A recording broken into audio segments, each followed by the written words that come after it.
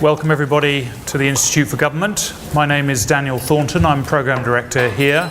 Very pleased to welcome you to this event about how government responds to crises, a very topical event, jointly hosted with the British Red Cross. I'm very pleased to have Mike Adamson, the Chief Executive of the British Red Cross, here on my right. Zina Etheridge, Chief Executive of the London Borough of Haringey, and a former senior civil servant, and Bruce Mann, who was the head of the Civil Contingency Secretariat, which is the Cabinet Office unit that coordinates government responses, and he's currently Associate of the Emergency Planning College, which does what its name suggests. Unfortunately, Neil Parish, the Chair of the Environment, Food and Rural Affairs Committee, was due to come this evening, but there's a three-line whip on in the Commons, and so he's not able to join us. There is obviously a wide range of different sorts of crises.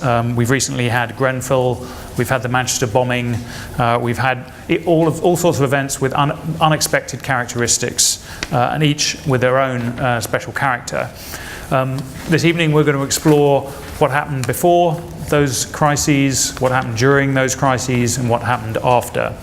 Each of those is important.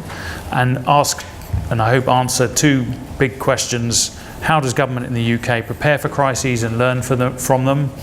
And how can government work better with the voluntary sector, both during and after a crisis? So I'm now going to invite the panellists to make a brief introduction of 3 minutes or so.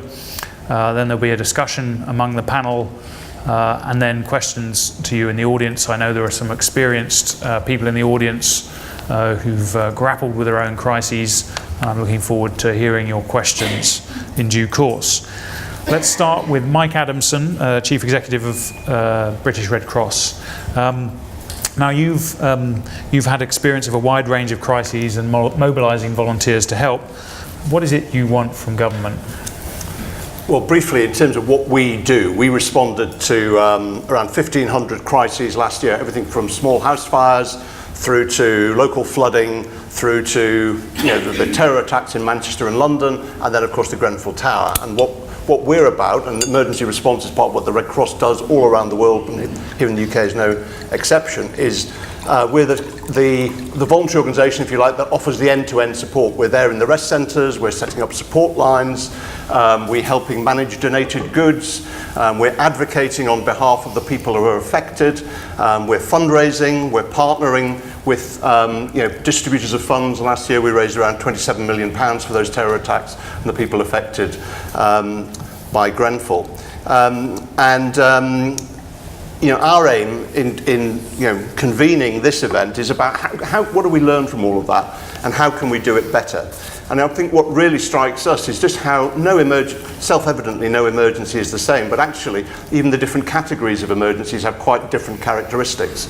Local flooding is very different to a terror attack in terms of the consequences for people, the recovery period, the role the emergency services play, and different again to somewhere like Grenfell in terms of the complex community issues that we see. And what we recognise is that in this world there is a curious mix of needing immense discipline that needs to be actually organised by authorities, and then needing a much more needs-based and human-centred approach. And indeed the report you have on your chairs is all about what a more human-centred approach might look like. And in the height of the emergency, where you've got security issues and so on, clearly discipline is key around every agent, knowing absolutely who's in charge, command and control, gold, silver, bronze, all of that language is very key. But some of that language also can get in the way of a more human-centred approach, because actually after that intense emergency period, there's something about really understanding what the needs are. And that's everything from the personal touch to the way in which volunteers interact with people affected, with the bereaved and the injured, and attention to personal details. Like in Oldham Hospital, we were for the bereaved, people who were bereaved, having little memory boxes with locks of hair for people to handle situations immensely sensitively, through to setting up survivor receptions. So in Albert Square in Manchester again, trying to create places where survivors can come together and get support from one another, but also from volunteers and people who are trained in providing that psychosocial support. It's about paying attention to human aspects, things like immigration status or benefit status should be no barrier to actually getting support. And again, some of the advocacy work we did in Grenfell was all around making sure that people in receipt of cash, it wouldn't, and if they come forward for support, that would not affect their immigration status, and if they receive cash, it wouldn't affect their entitlement to benefits.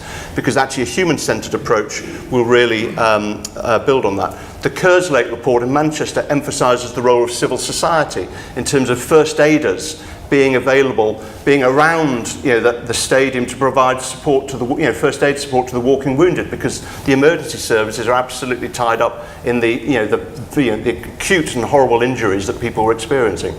So it's about how do we wrap around a human approach with the immense discipline needed.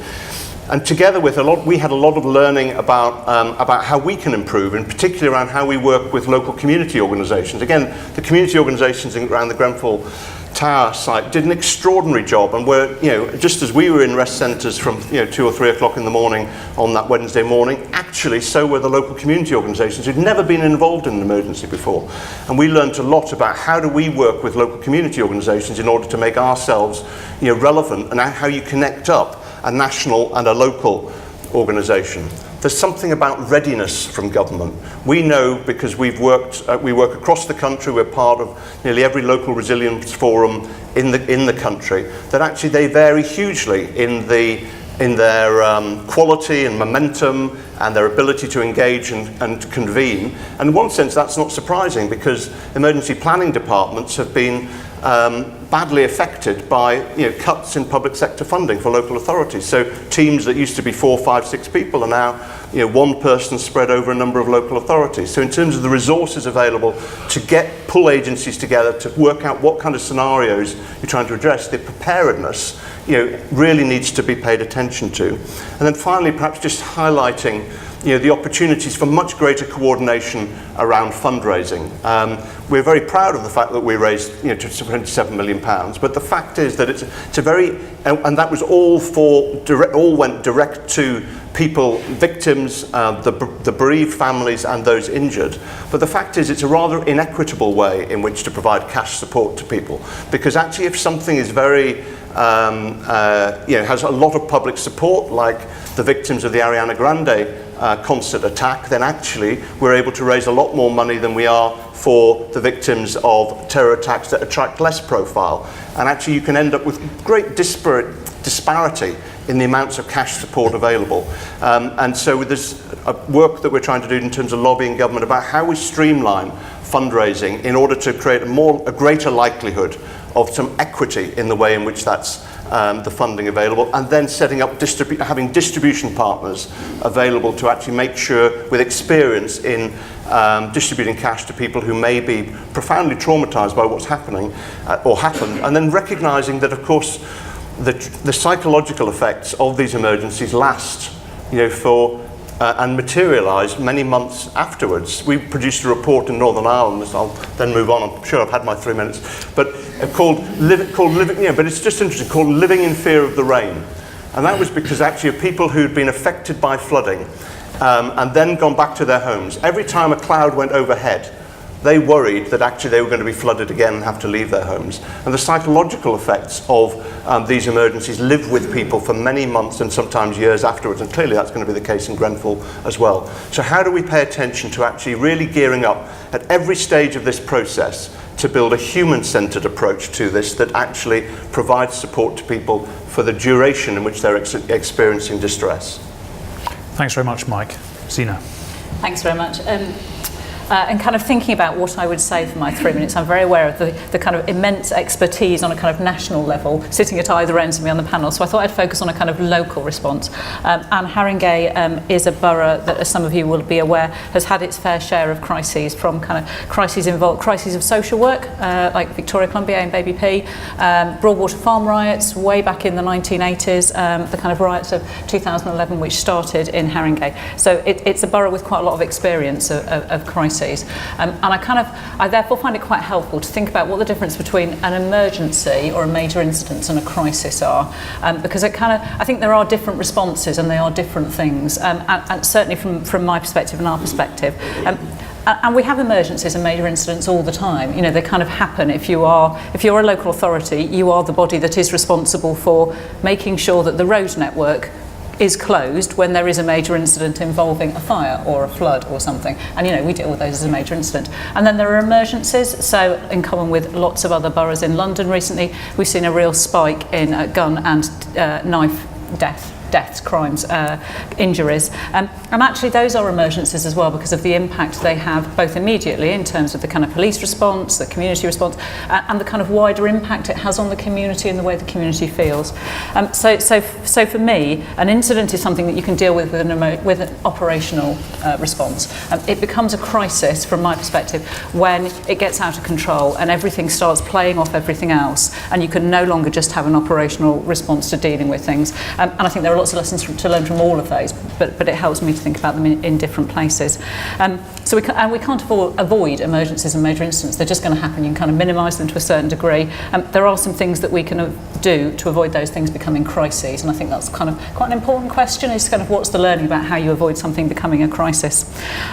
For me and my team, I suppose our learning is how you avoid those things being crises, being hyper aware about what's going on, because quite often the answer is that you have to nip something in the bud early, and quite often you have to communicate really well early on, and if you don't, then something quite quickly spirals to becoming a crisis. Flexibility of the organisation and how quickly it's able to respond, and making sure that your structures and the way that you address cuts or budget savings don't eat into your flexibility is important. Never ever being complacent, kind of knowing that just because you were good in your last crisis or your last emergency, that doesn't necessarily you'll be good in the next one. And understanding your weaknesses really well, and understanding the weaknesses in your understanding of what might happen in the community, which I think is something that local authority chief executives in London have been super aware of over the last year or so. And then there's something about scanning the environment constantly to see where your next threat might come from. There are some downsides to having an organisation that does that. My organisation is touch wood, quite good in an emergency. It's had lots of experience at it. The problem with having an organisation which is kind of constantly hyper aware is it can become difficult for it to focus on the long term if you're just kind of constantly in that adrenaline cycle. I guess one of the subjects that kind of you've set up for a conversation, Daniel, is what's the roles of the different organisations and different parts of the community and different stakeholders, and Mike's just talked about that. There is a real issue for the kind of central local government relationship in crises. I think about information and who asks for information and when it's asked for. One of the things that we can spend quite a lot of time running around and doing is finding information which government then decides wasn't quite the right information in the first place. So there's something about deciding what information you source, and we quite often end up providing it to lots of different layers of government because everybody gets very overexcited, wants to be on top of what's going on and wants the assurance, and different layers of local and regional government start kind of wanting to provide assurance. Kind of getting a bit tighter about that would help us all. Local authorities absolutely though have a responsibility to be thinking about what the information that's going to be needed, and absolutely providing the assurance that's going to be needed to give everybody the confidence to get the emergency responders and the crisis responders to kind of get on with what they need to do. Thank you very much, Zina. Bruce. Thank you, Daniel. I'm not going to give a lecture, because it will be a lecture, on how the government approaches preparing for major emergencies, although as an associate of the Emergency Planning College I can say there are some wonderful courses there if you want to go and do them.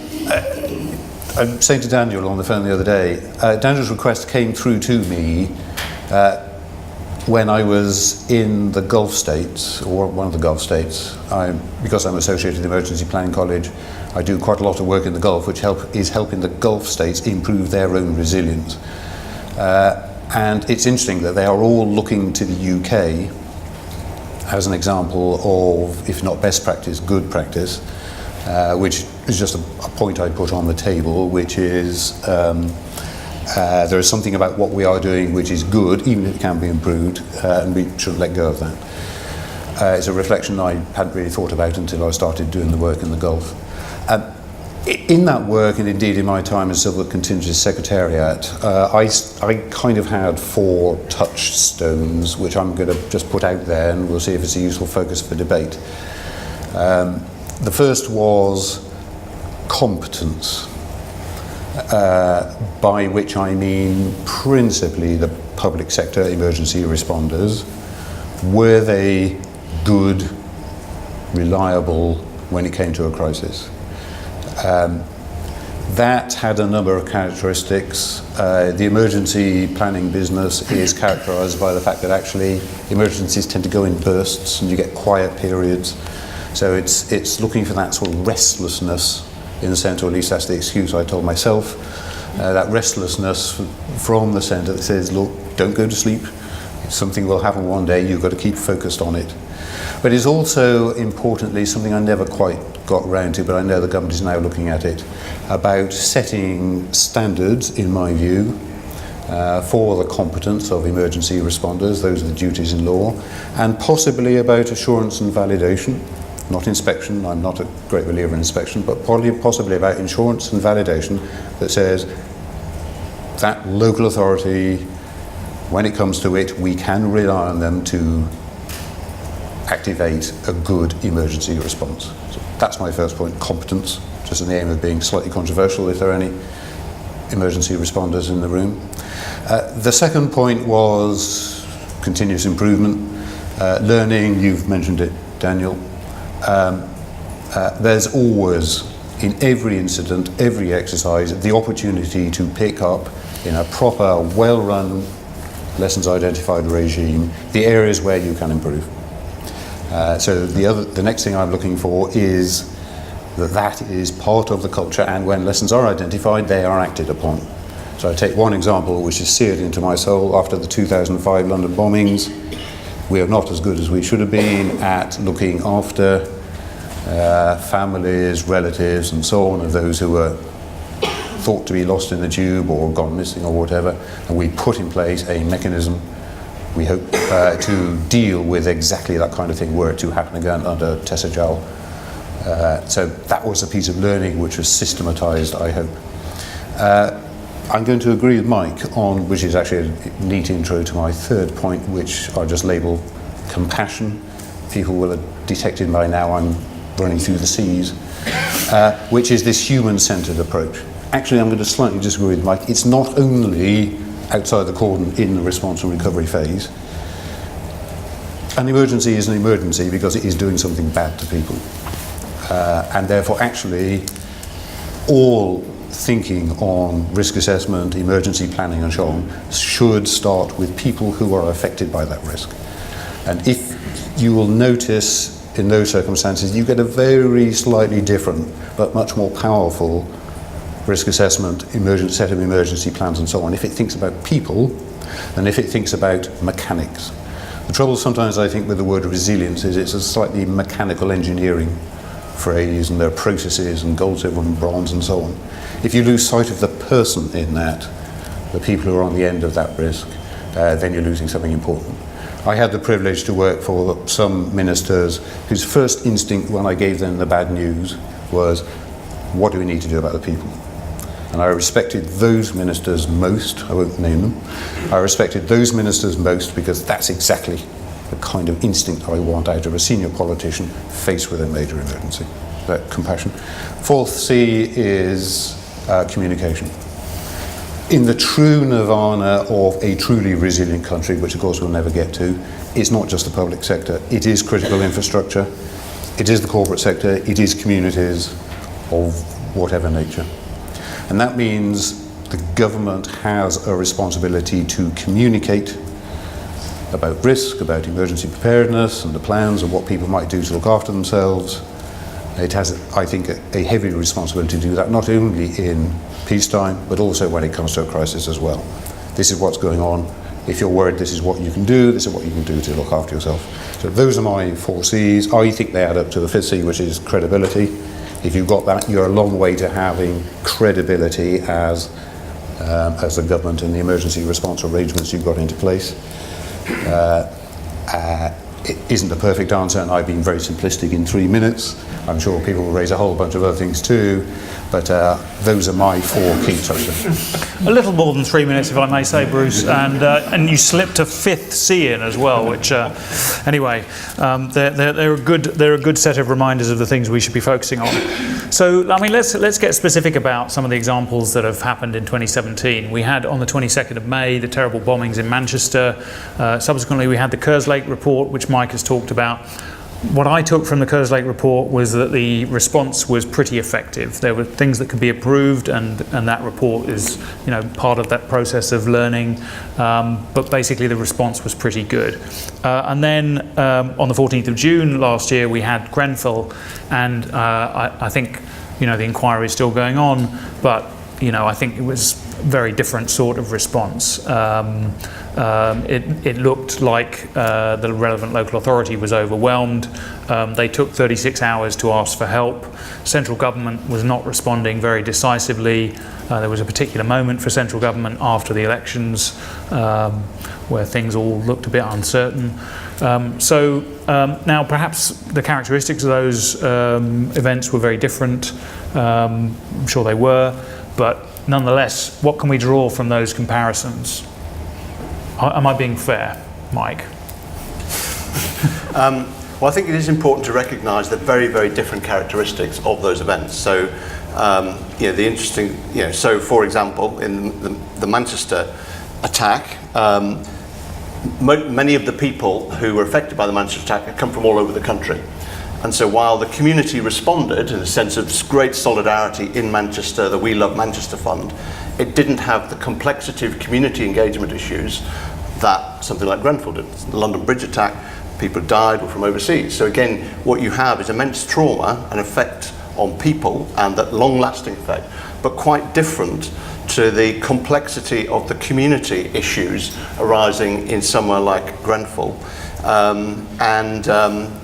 That it was a much less standard emergency response. I can't say that something like Ariana Grande, the attack there was standard, but in a sense that there's a sense in which the authority, everyone responded as expected, and overall at least, and there was more could have been done to increase preparedness and resilience, like the whole issue about first aiders, more being trained, more available first aid in the school curriculum, all that stuff, as well as, you know, to help preparedness. In Grenfell, the overwhelming complexity, it might have, you know, many local authorities would have struggled with that, and it went on for weeks.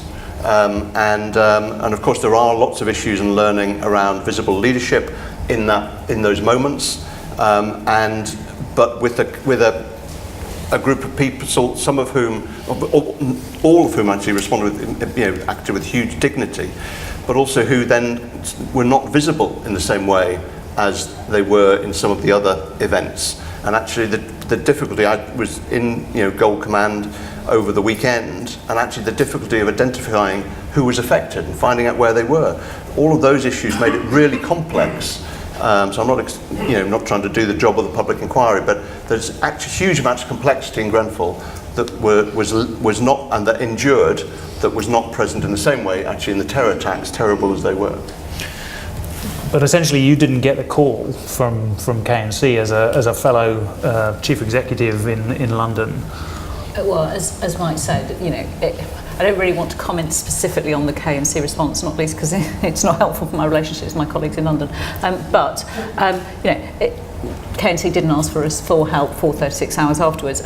Local authorities across London did provide lots of help, you know, kind of quite quickly thereafter. So my Director of Adult Services was within kind of 2 days in K&C for a week. My Head of Emergency Planning was, you know, there for quite a lot longer. So there was, London did kind of rally round and provide the support that was needed. But it was a really complex piece. I mean, I guess kind of reflecting back on Haringey's experiences, both of the riots and Baby P, that the piece that quite often gets missed is the very, very long tail of these crises. Yeah. So, you know, as Haringey, when I started 5 years ago, staff were still coming into the main office building through the back door rather than the front door, because post Baby P, there were so many reporters constantly camped outside the front door that, you know, staff went in through the back door, and we installed a kind of set of security requirements that wouldn't have been been out of place in the Home Office at the time to stop journalists getting in. Organisations kind of forget sometimes how long these sorts of things go on for, and you kind of get fatigued from it. And I think that's another really important lesson from it. So, I mean, you mentioned the local resilience forums, which are an important coordination body for many crises. I mean, perhaps people aren't aware of these bodies, but they.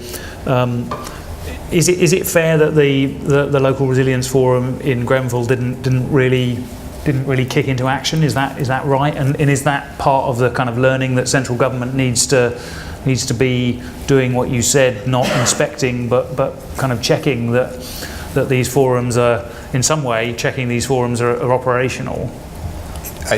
So there's a few questions in there bundled together. I'm just unpacking the questions. I think, irrespective of Grenfell, personally, my personal view is that there is value in having where human life and safety are at risk, without getting overboard and having an inspection regime, it is worth having something in place that says there are defined standards and we're doing some kind of assurance against those standards. So we can rely on those people when it comes to crisis. That's irrespective of Grenfell. I'm just going to pick up at a small point. I mean, Grenfell was undoubtedly massively complex. I think I found there are some emergencies which aren't quite recognised as emergencies in the initial 24 to 36 hours. If it's a terrorist bomb, it's an emergency. Everything clicks in. So that's easy. Something that creeps up on you, I had episodes, what should I pick? A small snow event in the West Country. We had a coach load of school kids stuck on one of the hills, the A38, notorious around there, for about 10 hours. And I got that close to calling out a helicopter just to get them out. But that sort of slow creeping emergency, had something gone very badly wrong, that would have been a bus full of school kids who were actually not being well looked after by the public authorities. So there is, in some what turn out to be emergencies, just sometimes a recognition point, and I just wonder if that was the case in Grenfell as well. And what about the other point you mentioned, Mike, that austerity in local authorities has meant that there's fewer people involved in doing the planning? Is that something? We're in local authority, we're in local election purdah, so I know this is a difficult subject for you, but I mean, do you see this, Bruce, in your? I was fortunate enough when I started work to blag a lot of money out of the Treasury. Sorry, we're on film, aren't we? Sorry. Blag a lot of money out of the Treasury to go to local authorities. We had a debate then, should this be ring-fenced and only used for emergency planning and response purposes? I took the view, it was fashionable at the time, but I did go with the view that actually the best people to make that judgment are local authority, chief executives and others, in the light of all of the other legal responsibilities that they have about public safety, child protection, a whole bunch of other things. Their best place to do it, recognising that there is a piece of legislation, the Civil Contingencies Act, which if you do not do it properly, in theory, you can be held to account in courts of law. So I still hold to that view, even in current circumstances. Zina? And it's a set of responsibilities I take really seriously, and my organisation takes really seriously. It's not difficult to say local authorities have got less money for everything and fewer people for everything. It's just kind of a fact, isn't it? But I think, kind of just going back to that point about human response, there is something about recognising all of the human capital that you have available immediately at your disposal. So actually, the people who are trained to provide rest centres and manage rest centres in my organisation, I actively look for those people who do caring jobs in the rest of their role. So it's not just about the number of people you've got in your emergency planning team, it's about how are you viewing this responsibility as an organisation. And in my organisation, I view it as kind of everybody's job. I want everybody to be able to step up, because lots of my staff are members of their community, they're deeply embedded in their community, they understand their communities, and having somebody who is there in an emergency where somebody's got nowhere to go in the middle of the night, but is able to kind of recognise what the local community facilities are, is able to provide a human touch, is as important as having somebody who can kind of manage an emergency control system in the back office to make sure the information is getting where it needs to get to. And we would absolutely recognise that the same. I think what's interesting Is that mine? No, don't worry. I thought I turned it off. Is that in all of the emergencies that we respond to, both around the world and here in the UK, they have common characteristics in the sense it's always local people who respond first because they're always there. But it's always there is always the sense in which the cavalry arrives in terms of the response phase. What is inconsistent, and I think that's true across the UK, is the investment in preparedness, because I don't think our experience would be that not every local authority approaches it as you've described, Zina, because I think that is ideal. And actually, and we would also reflect on our own learning about attention to the recovery phase of actually, because then everybody goes back to their day jobs, but some people have still not been able to go back to their homes, or they're still just living in fear of the rain, because every time a cloud goes overhead, or whatever the equivalent is. And actually, I think some of this is about how do we ensure the focus on the preparedness and the recovery phases, as well as that response phase, when everyone absolutely recognises there is an emergency to which we need to provide a response. And having public health teams is actually really helpful for that. So one of our experiences post Tottenham riots was having a public health team that thought about long-term community responses to the impacts on people's mental and emotional health of having been through that experience was really important. And there were some quite innovative, interesting things people did because public health professionals recognise the long term in a way that other people who might be involved in responding to a crisis don't necessarily. That's interesting. Last point before we open up to the audience. Mike, one of the really interesting things in this report is about the right to initiate, and if the local authority or other bodies aren't responding perhaps as they should, organisations like the British Red Cross potentially could have the right to step in. How would you see this working, and what's really the case for it? Well, I mean, and what the Kerslake, the phrase that they use, which in some ways which he uses, which in some ways a better phrase, is operational discretion. And in a way, it's just building on what we have talked about. It's not that actually, we think that an organisation like the Red Cross should be in the inner cordon, where actually you need immense discipline in the way in which things are working, and for all sorts of very, very good reasons. But there is something just about looking at what's happening and working out what a needs-based approach would be in those circumstances. So rather than waiting to be called to set up a survivor reception centre, if, as happened after the London bombings, Marks and Spencers and Sainsbury's were effectively, said to their customers, you need to go because actually we're going to use this as a survivor place. Actually, organisations like the Red Cross, we would be currently waiting to be asked to go there. Actually, we've got to be able just to go and do those things. We should be mobilising first aiders around after a terror attack, because actually there may be the walking wounded. It's actually, rather than being locked into the protocols and systems, it's actually really thinking about what the needs are in that immediate phase and then into recovery. I think is what this is about. But do you need a change in legislation or guidance or something to do that? No. You just need to start doing it. Exactly. Okay. Yeah. Well, that's good. Indeed. There's no barrier. But what there may need to be, though, is because obviously it's a bit, so again, this is where I think the voluntary sector needs to, with a little bit of help from the statutory sector, but actually we've got to put our own house in order around making it easy for the statutory sector to work with us, because we're operating coordinated ways. So it's not good for the people who need our help. We're very proud of having set up a support line, after all of these emergencies last year, but actually there are a number of other agencies setting up support lines as well. That just creates confusion. Yeah. So actually we're putting a lot of effort into how do we coordinate with, for example, victim support and other agencies around having single support lines. So we bring different strengths to it, and actually that we have one number which is used. So actually really starting to, and we want to make an offer to government from the sector around what we can offer. But one of the challenges, again, in working with central government on this is that there are so many different parts of central government with a stake in this.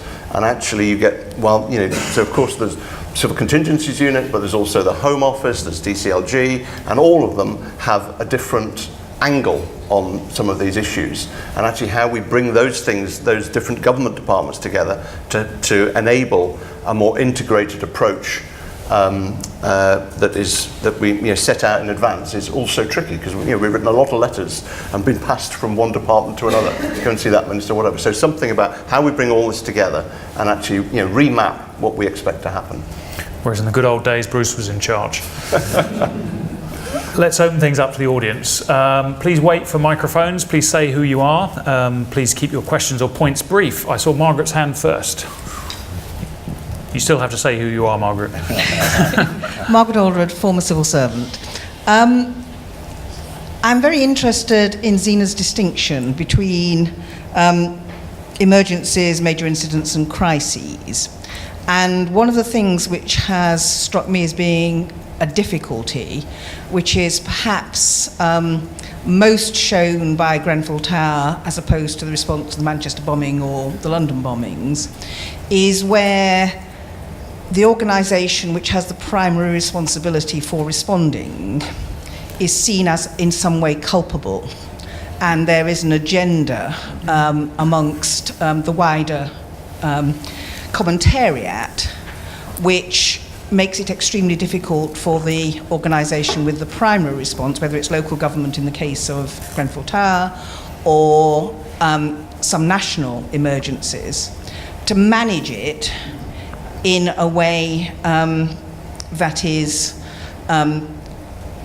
best suited to addressing the consequences of the crisis, and whether the panel has a view about how you can recognise and address that as part of the government response to a crisis. Thank you.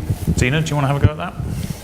Gosh, it's really difficult. I mean, I completely recognise it because looking back at my own organisation, I can see periods where it has absolutely got itself into that position, and it is really, really hard to get out of. It's really hard to get your voice across on those situations. I don't think I've got a complete answer to the question, but I think part of the answer has to be about whatever that body is, whether it's the local authority or whatever else it is, there are a wider set of actors in that system, and I think it is incumbent on them to take some responsibility for thinking proactively about whether that one organisation is still able to respond, kind of making sure that they've got the support in place for the organisation, as well as there's almost something about what Haringey found post-Baby P, and it's the example I know best, so I'll talk about that rather than trying to talk about Grenfell, is anything we had to say about children and children's social care was immediately dismissed, because what could we possibly know about it, because we'd got this so horribly wrong. And it took the rest of the sector and the rest of local government a long time for it to kind of be able to offer us a little bit of protection to kind of talk about that. But what the sector desperately needed was for us to kind of get off the naughty step, because until we did, every single child crisis across the country became another Baby P. So we kind of got trapped into this really vicious circle. So there is something about kind of system leadership in the sector, I think. That's not a very clear answer, but... Do you want to comment on that, Mike? No, I'd be interested in Bruce's perspective. Yeah, go on. Yeah. 2 or 3 points. Absolutely recognise the phenomenon, Margaret. In my experience, in about the first 24, 48 hours, everybody's a hero and everything's going swimmingly. It's at about the 36, 48 hour point that if something is going wrong, it starts to come through. And it is absolutely being on the watch for that and recognise it, having the humility to recognise when that is coming and say, we have got to do something very quickly, and it may be we have to do it 3 times bigger than it really needs just to meet whatever is the need that is emergent. That was always what I watched for at about that kind of time. May come from the media. Nowadays it's more likely to come from social media or a range of other sources. That was the principal thing. Sometimes I absolutely agree with Zina. I never quite got into this position on my watch, I don't think, but sometimes you just have to change the nature of the lead actor, the game. If somebody's lost credibility, don't keep putting them out. Take them away and put somebody else out, if that's what it takes. If you've still got a continuing crisis, which you still need to communicate with the public about, so the public can take steps to assure their own safety, you've got a very important message to communicate, and it needs to be communicated credibly. But any organisation, I think what I just say is that I can't speak as a lead organisation because we're not the lead organisation, obviously, in the administration, but we would want to play more of a convening and lead role with the voluntary sector, but any organisation that takes responsibility in these circumstances in the firing line. So we got pilloried for taking on the job of clearing 3 football pitches worth of donated goods, some of which were used boxer shorts, unfit for human use. And actually what you had a mix of new stuff, second-hand stuff, and then completely unusable things. And of course people want to give something. They want to, but actually that's not very useful, because they're not giving things that people actually want. And how do you match the people? You've got the wrong size shoes for people. It'd be so much more empowering to give people cash. I saw a lady come into the Grenfell reception centre. She had 3 disabled children, very sadly, all of whom needed nappies, but the 9-year, the donated goods only included, nappies for babies, not nappies for older kids. It's all about how you tailor it. Of course, we did something about that, but the point is that we got pilloried in social media for stealing all of this stuff, when in fact what we actually did was we returned the new clothes to people affected by the fire, who'd been in the block, and the other stuff at some cost to ourselves, which we're very proud to have done, by the way. We sold through our shops and then recycled the money back into the Grenfell Tower Relief Fund. But actually, we just got a lot of abuse for doing it. Yeah. And actually, that's a key issue is this. In our international work now, there's a whole drive towards using cash in emergencies, because actually it gives people dignity.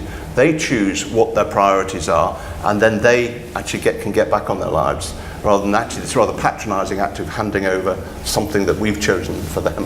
And we'd like to see the same thing happen in UK emergency response, but that nature of a gift is very hard to get over. Yeah. The second hand I saw here, and then over here. Hello, I'm Geraldine Blake from London Funders.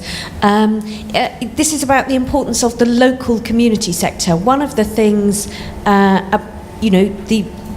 the response from the local community around Grenfell was amazing. RBKC had continued to invest in its local community centre in a way that many local authorities don't do. So there was still a grants programme, there was still a thriving sector, which meant that could happen. And then there were a group of funders who got money out very quickly after Grenfell into those community organisations, whether they were charities or churches or whatever they were, so that they could keep doing that. The challenge is obviously how you persuade funders to carry on doing that in the long term, or how you make sure that, given the climate that we're all working in, that you have a community sector in your borough which does have capacity to be part of resilience, preparedness, all of those kinds of things, and can be part of those conversations. And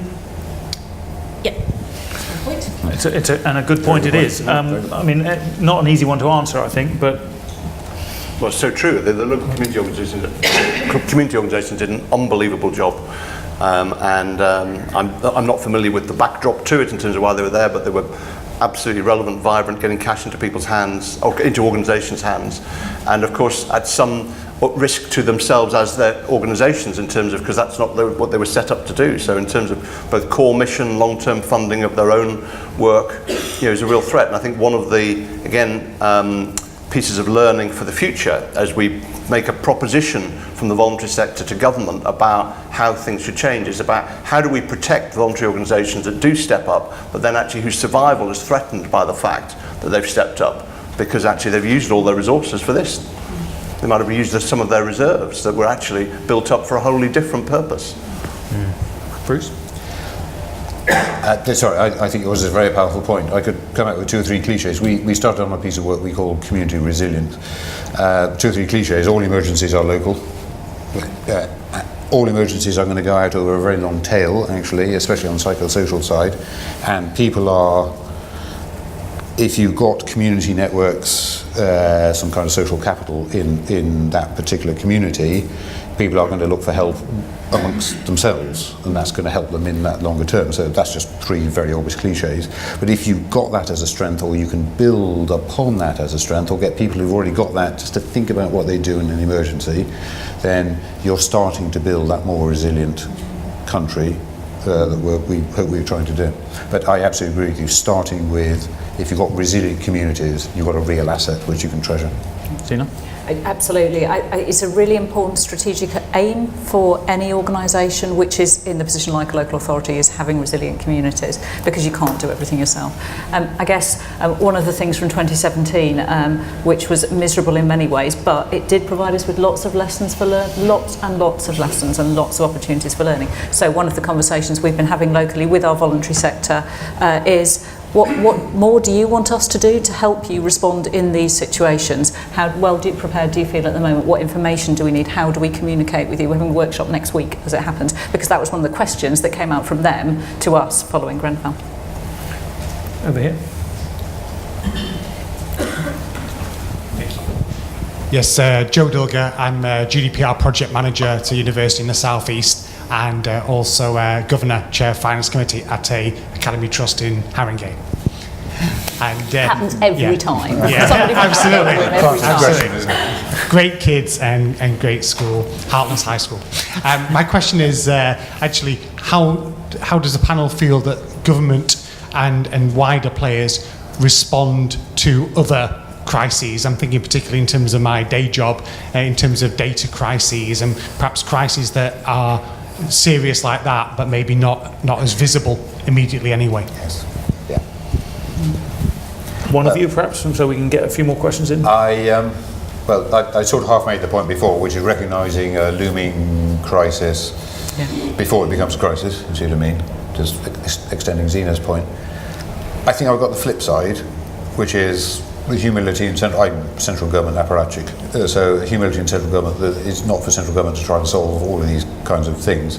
So it may just be a tap on the shoulder of, if this is relevant, local government, local police force, whatever it happens to be. Hey, have you spotted that thing over there? That's a central government perspective. And actually, one of my greatest bits of learning from a crisis comes from having the organisation I worked for lost a bunch of data relating to children, and they were vulnerable children. I kind of benefited from being able to pick up the phone to a bunch of people to whom this had previously happened, and their advice was be really clear about what you know and what you don't know. What the public wants to know is how many, who's affected, to be able to phone, but you're stuck in a bit of a conundrum about you don't necessarily know. Never ever give a number until you're confident that that's the number. So there's a bunch of learning around it, and I think you do have to treat them like crises, because of Bruce's point, they can very quickly become crises if you don't get on top of it quickly. This gentleman there, and then the gentleman back there with the beard. Actually, there's two gentlemen with beard. You sir, yeah. but this one first, yeah. Okay, no beard. Hartley Miller, Management Partners. I'm interested in what the panel thinks could be done to improve preparedness, and I'm particularly concerned about three interface areas. One of them is what's already been mentioned, which is the interface on data between different agencies and different spokespersons. The second one, which let me imagine that it never happens, or perhaps it does happen, rivalry amongst the organizations. The actual personal relationships can be an obstacle. And the third one is the media. And the reason why I've come to this is actually an experience in the United States, where some white powder was sent to members of the House of Representatives, I think, and it turned out that many of the media referred to members of that body for information on what anthrax was and what it did. And as a consequence of that, and some other thinking about other types of incident, a whole series of, let's say, fora, and you've referred to fora, were held around the United States, in which media were brought together with experts that they could consult, so that in advance people had some idea of who to talk to, where they could get the information, and how they might work with each other. And I wonder whether enough is being done to lay the foundations for effective coordination. Is this on the curriculum at the Emergency Planning College? I know there's a piece of machinery in place to do it. So if I take a very quick answer to all three. Data first.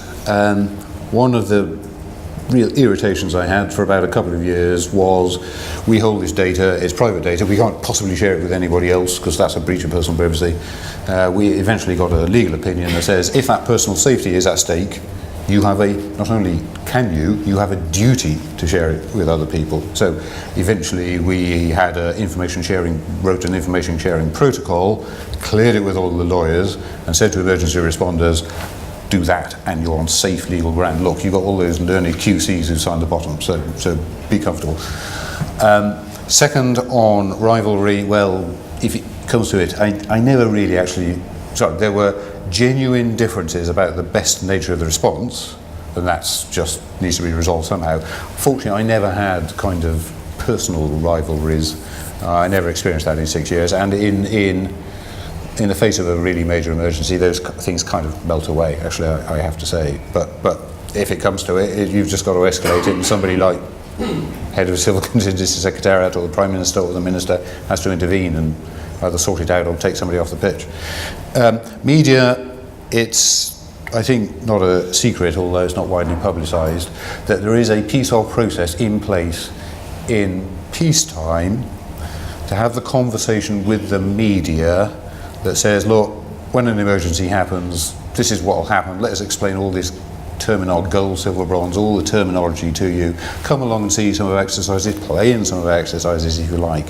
Which means when it comes to a crisis, they are better placed to transmit an accurate message to the public about what the public can do to secure their own safety and security. That's why it's done. If it comes to a crisis and they're lost in gobbledygook, emergency responder gobbledygook, then you've kind of lost it, because what they say will be completely inaccurate or indigestible. So that's the quick answer to your question. The most fundamental to me is the third, which is there something that can be done with the media before you get to a crisis to help them as being a vehicle for transmitting messages to the public? It gets harder, I guess, in the age of social media where everybody's a commentator. Absolutely. And I hope you're all commentating on this evening's event, by the way. So we've got two gentlemen with beards in the aisle. The one at the front first. Jason Groves from March. It was Bruce, I think, who mentioned under communication of communicating with the corporate sector, but I wonder whether actually there's some lessons from the corporate sector that could be learned as well. A lot of large organisations especially do a lot of work thinking about these issues like cyber attacks and flooding and civil unrest and how to respond. I say there's a slight element of self-interest. I'm involved in the Business in the Community's Business Emergency Resilience Group, which launched today, as it happens, on the Would You Be Ready campaign, which is designed to help SMEs become more resilient. But I wonder if things like that and learnings from the corporate sector could be applied more widely. I know, for example, that the Red Cross is setting up an excellent campaign to help when volunteers come forward during a crisis, actually to train them beforehand. So there's a bigger army of trained volunteers. But in working with the corporate sector on that, I wonder if government could potentially encourage greater cooperation, especially in terms of resilience, but perhaps also in terms of response. Thank you. And let's take the other question at the same time. Yeah. Thank you, Daniel. Hugh Lloyd. I was touched by Bruce's observation. It feels to me like there will be more crisis-related incidents that are generated by freak or exceptional weather conditions. And you talked about the children in the coach.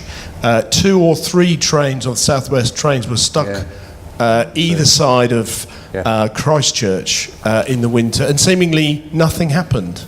They stayed on the train for 20 hours. And eventually they were taken off, and you just wonder, do we have enough method and mechanism to learn from what you might call near misses? We start here. Sure. So on the corporate side, so we do a lot with the corporate sector. So I'm indeed a member of the Business and Community Group with you, and we have agreements with Tesco and Land Rover, for example, so that we can draw down resources in the event of an emergency to access support very, very quickly, so we don't have to sit on lots of stock, so we can pull down vehicles and we can pull in goods and on whatever is necessary. The corporate sector is also incredibly generous, to be honest, in mobilising when for all of those emergencies I've mentioned, and when we created a thing called the UK Solidarity Fund to try and create greater equity in the distribution of funds between different terror attacks. We're very concerned about the fact that it shouldn't be a fundraising lottery about how much help people get. And we absolutely have ambitions around learning from the corporate sector on some of the issues that you mentioned around cybersecurity and others, because we have a number of corporate partners with whom we can work.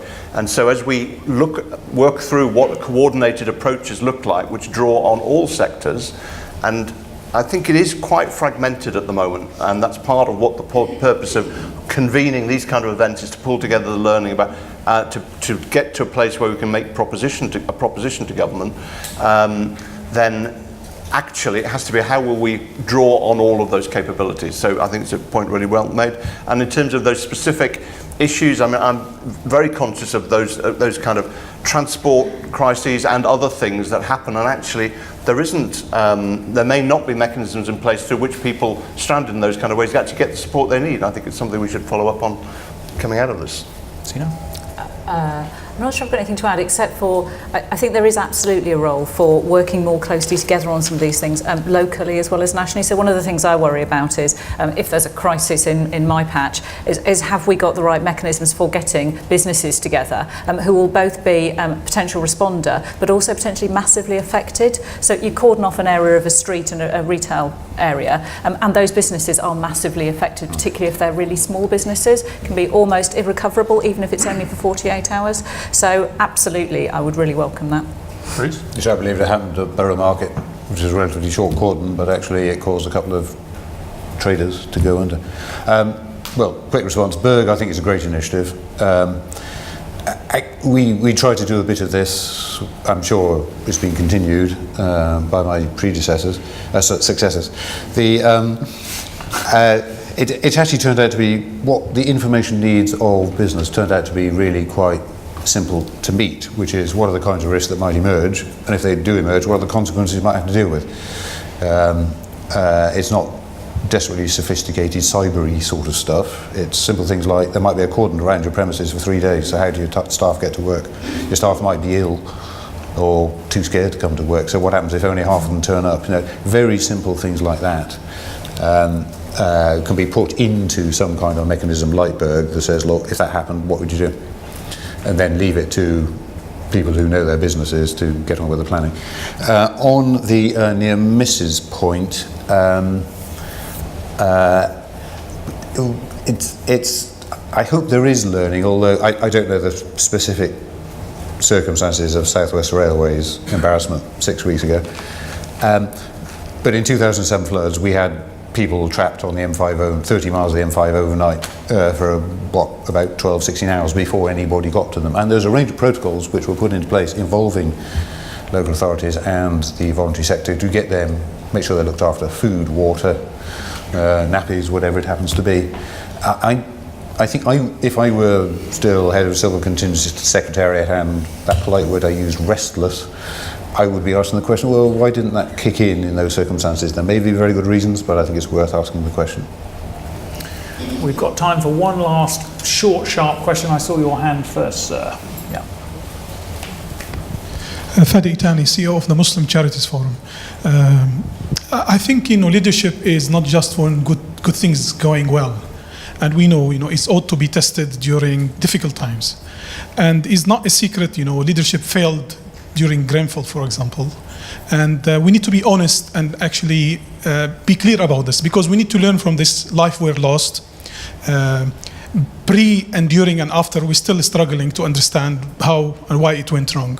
So it's important that we highlight this first point. The second one is, also, I personally believe that the British INGOs also failed to bring the expertise they have, because we all know that we actually involved around the world to basically help, save, and so on. And we meet really very high standard to do so, in doing so.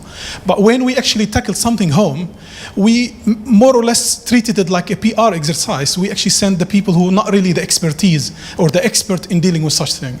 And I think this is really worrying, because we need to come together when something like this happens, and we need really to bring the right people, even if they're not local authority or they're not from the central government and so on, to make sure that we make a difference and to save lives. And I really wanted to hear more, I have to say, honest answers, really, we can go back and say we shouldn't do it this way, we should change the way, and people who actually made the mistake, they should know that this is not acceptable. Thank you. Thank you.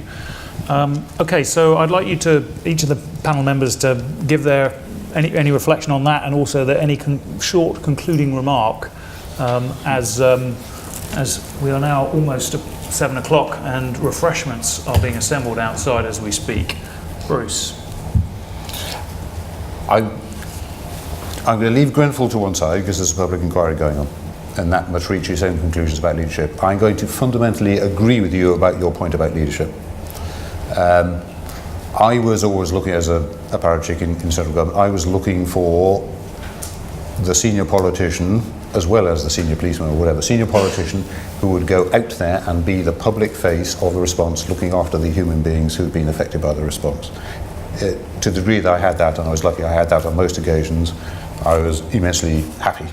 But I agree with you, in a crisis you absolutely need that kind of human-centred crisis leadership, whoever it comes from, but the public is expecting that to come from probably the public sector first, maybe the chief constable, it may be a politician, it may be the chief vet, maybe the chief medical officer, but they are looking for that, and you have got to find that. That's my personal view. That may change as the emergency response develops. You may move to other people who become that leader, but I fundamentally agree with your point. I'm not sure I thought about it, conclusions. That's fine. I would. Don't worry, Bruce. We're over time anyway. On. Thank you. Zina. Very briefly, I think the tone of leadership in a crisis is one of the most important things that happens, and get the tone wrong and everything else goes wrong very quickly thereafter.